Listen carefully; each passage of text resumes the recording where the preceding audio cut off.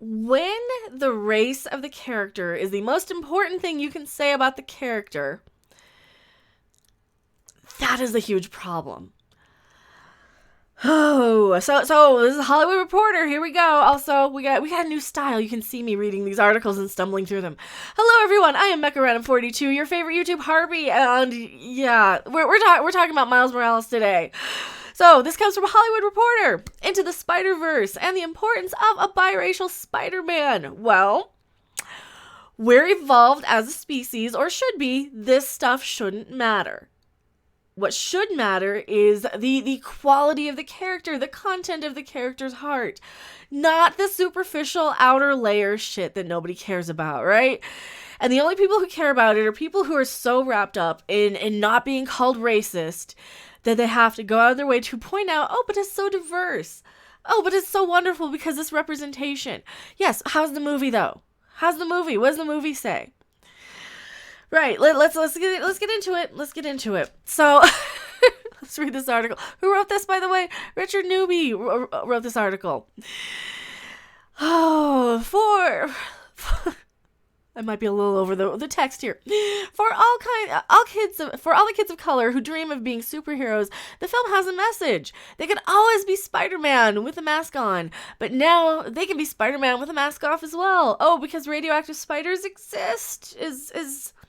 Is that what we're supposed to take out of this? Because it seems to me like you're telling me that I can just go and find a spider, and hope that he was irradiated or whatever, get myself bit, and hope I'm not going to die from poisoning, by the way. So no matter what I look like, as long as I'm ethnic and diverse, I can become Spider-Man? Is that what you're telling me? Anyone can wear the mask, Miles Morales says in Spider-Man Into the Spider-Verse.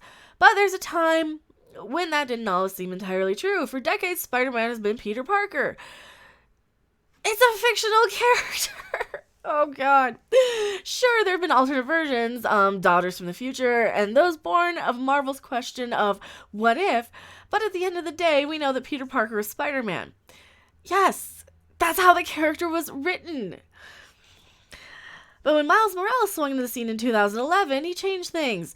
This Afro-Latino boy, who would soon become Spider-Man, was a sign of our times, a reminder of the past, and a means of hope for the future. Oh, well, the reminder of the past is that white men are bad. You can't have anybody who's a white male in comic books without people throwing a shit fit for it. And that we can only accept characters from the past if we remake them in this new woke sort of image that instead of making new characters, since Black Panther was a huge flop at the box office and nobody wanted to see a new superhero of color, right? Am I wrong at this, or did Black Panther actually do well? Oh, right, it actually did really well and is getting nominated for awards and people love it. Or did they really love it just because it was woke? Who knows? Who am I to say? I didn't see it because I don't want to be called a racist one way or another because I don't care what people call me. Oh, still. Well, we'll get right into this article. More into the article. Oh, Sony's Spider-Man Into the Spider-Verse, which lands in theaters this weekend, is a celebration of the sentiment. Under the tutelage of Spider-Men and Spider-Women from alternate realities, Miles Morales learns to become his own Spider-Man. But that means more than just putting on a costume. Into the Spider-Verse isn't just the next great leap in superhero movies because of its introduction of the comic book multiverse, but because it treats Black and Latino heritage as a key piece of the superhero identity and is just important as any spider symbol. Alright, so I don't know that much about this character. But I do know what's going on in Hollywood today. I do know that they're going out of their way to prove how they're not racist. By doing the most racist and sexist things ever. By throwing these characters out there just to prove they're not racist and sexist. And by creating this new modern day tokenism. I don't like being pandered to like that. I like characters being more than just the color of their skin. More than just what's between their legs, more than just who they're sleeping with, okay? I like having a character who has a little bit more depth than that. But sure, we'll go for it. He's totally representative of... I don't care anymore. Let's back up for a moment. When Stan Lee and Steve Ditko created Spider-Man in 1962, they created a character tailor-made for young readers. Teenage Peter Parker didn't fit in with his peers. He made mistakes, and even as Spider-Man, he wasn't immediately embraced by older superheroes like the Fantastic Four or the Avengers. Additionally, most of Spider-Man's earliest villains were older men, poisoned by their own worldviews. The fact that so many kids are drawn to Spider-Man should come as no surprise. It's equally unsurprising that so many remain as fans through their teenage years and into adulthood. That's because Spider-Man's huge. It's hugely recognizable. Everybody knows who Spider-Man is. It's like Superman. Everyone knows who Spider-Man is. Everyone knows who Superman is. It's iconic. Following Peter's adventures provided a means to grow up with a character. Change as he changed, while never losing sight of the responsibility that comes with growth. Spider-Man is a bridge. For many kids, he's an entry point into the world of superheroes. Exactly. Be that through comic books, the animated series, video games, or movies. Part of that reason behind the accessibility of Spider-Man is because Spider-Man doesn't operate on terms of race. No shit! And now we're making it a big deal. So what does that tell us? I can't remember a time when Spider-Man wasn't part of my life. I think part of the appeal, as it is for so many other children of color, is that you can't see behind the mask. It doesn't matter if you don't have Superman's blue eyes or Batman's superior chin. It shouldn't matter. They're fictional characters. I can identify with characters that are not my race and gender. That's what good storytelling is. And if that's all you have, to look at, and that's all you care about is what color they are, then maybe that's a problem with you. Maybe that's a problem with how you were raised. Maybe that's something you need to work on with your own self-esteem issues and realize that, hey, I'm a writer for Hollywood Reporter. I am more than the color of my skin. Maybe. I don't know. Maybe that's a bigger issue here, that we're not having anybody who has any sort of self-esteem. And they need this representation. We have a lot, especially in the millennial generation. Not everybody, but a lot of people in the millennial generation don't have anything. They grew up with this, everybody gets a participation award. Everybody gets a medal. Everybody is special. Everybody's feelings need to be taken into consideration. And the problem with that is they have nothing. They have no backbone. They have never had to overcome teasing and taunting and bullying. They've never had to overcome things that will give you a thick skin about it. They will never have to overcome any of that stuff because this generation only cares about the superficial. They only care about what's on the outside, which is ridiculous. This is exactly what we've been fighting against my whole entire life. I hate to say it. Remember that guy, Martin Luther King, from, he was around in the 60s. I know it's before a lot of people's time. I know. Just hear me out. He said, maybe, I'm going to paraphrase, maybe we should look at what's on the inside, the content of somebody's character instead of the color of their skin. You ever think about that, people? Oh my God. Back to the article. Oh. It doesn't matter if you have Superman's blue eyes or Batman's superior chin. It doesn't even matter what gender you are. In the comics, Peter Parker may be Spider-Man. At home in the playgrounds, in our minds, we could be Spider-Man because our sense of humor, our joys, our pains were just as important as Peter Parker's. But what if we could just be as much as Spider-Man when we were unmasked as well? That's not the point of the character. The point of the character and is not to... You don't have to change the characters to appeal to what you look like. Find a character that you can identify with and be happy with who you are, regardless of what the character looks like under the mask or what color of skin they are, what race they are. If you identify with a character, if you aspire to be like that character, what does it matter? Seriously. What does it matter? And yes, it is nice to positive role models. Okay, Chowdery just subscribed. Thank you for being a brand new subscriber. And this is what happens when I forget to turn off notifications. You get immortalized in a video in one of my rants. I'm going to tell a little story here. My ethnic background, I have a lot of German in my ethnic background. The Germans have not had the most positive image historically. This might be why I have some of the viewpoints I do about being represented on screen, because much of my ancestral background has been negatively portrayed on screen because they did some pretty horrendous things. Right? That's what happens. So I find characters I can identify with that I like, that are interesting. Characters regardless of, race, gender, whatever. I can look up to Han Solo. Don't care. I can look up to Lando Calrissian. Am I not allowed to because he's a black man?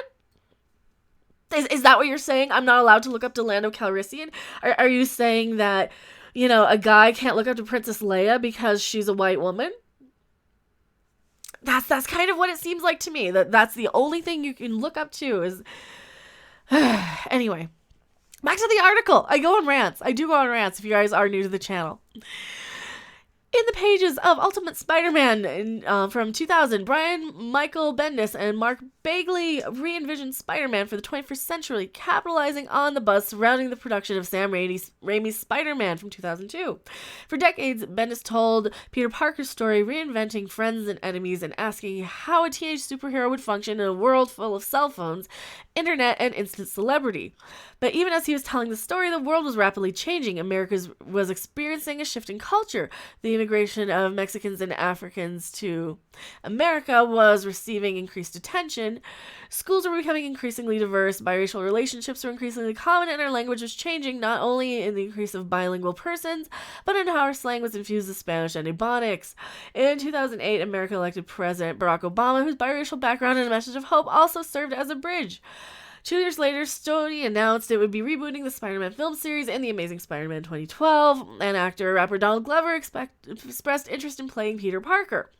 The idea caught on and gained momentum, sparking conversations that begged the question, why does Spider-Man have to be white? Because he was written that way in the 60s, when America was like that. This is why we have new things. This is why we need new things.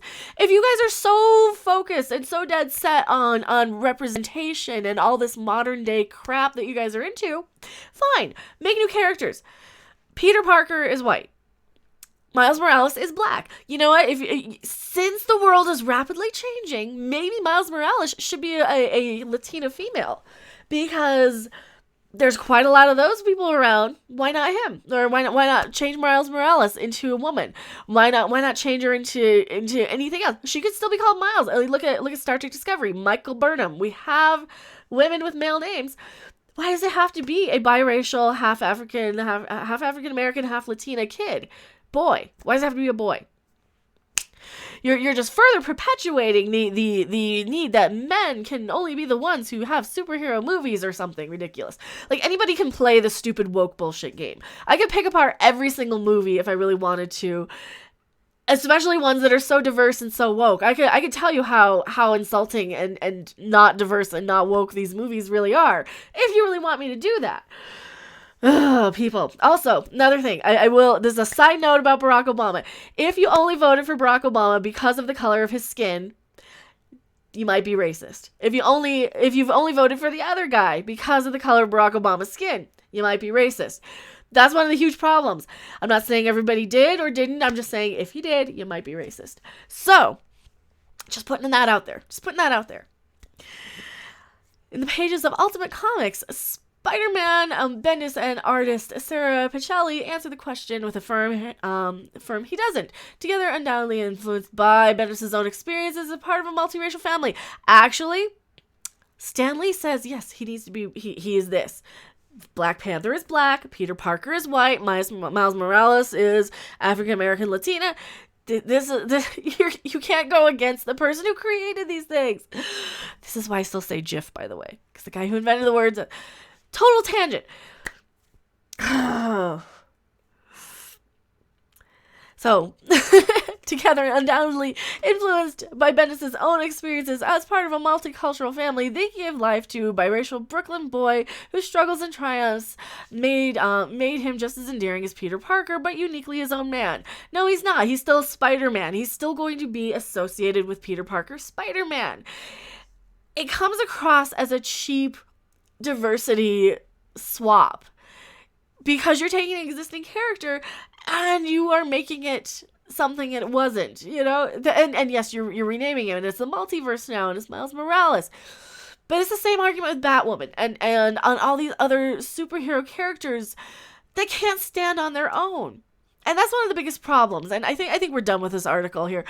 That is one of my biggest issues that I have. Is that we have all of these established characters. And every time we have one of these kind of spin-off characters like Batwoman or Miles Morales as Spider-Man, it tells me something. It tells me that they can't stand on their own if they were their own character. If Miles Morales were some other superhero, let's say he were what's a sort of insect, a locust man or something, or if Batgirl were like Owl Woman.